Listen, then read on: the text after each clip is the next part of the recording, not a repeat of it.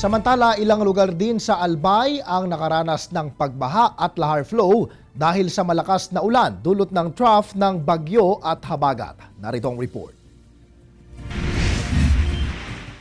Dahil sa epekto ng habagat na mas pinalakas pa ng severe tropical storm Florita, naranasan sa iba't ibang lugar sa Albay ang malakas na buhos ng ulan.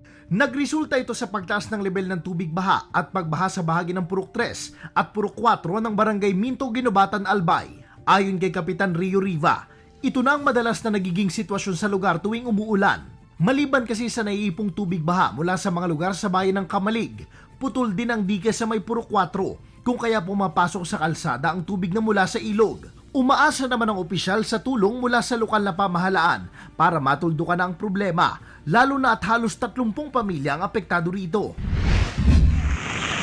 Sa Purok 3, Barangay Ilawod, Kamalig, Albay naman, maliban sa pagbaha, hindi na naiwasan ng mga residente na mangamba matapos tumaas ang level ng tubig baha at dahil sa lakas ng agos, nagsimula ng gumuho ang lupa sa gilid ng ilog.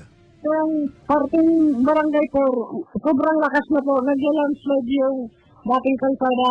Tapos nagsilabasan yung ibang residente ng Purok 3 kasi nami-nervyos na yung iba, yung mga motoraid. Gusto ng evacuation.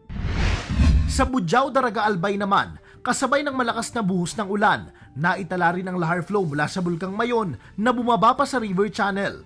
Wala namang naitalang naapektuhan na residente sa naturang insidente. Dahil sa mga naitalang pagbaha, nagpaalala naman ang OCD Bicol sa publiko na laging mag-ingat at maging alerto sa lahat ng oras, lalo at bagamat walang direktang epekto ang bagyo sa ibang probinsya, patuloy naman na nararanasan ng pag-ulan sa rehiyon.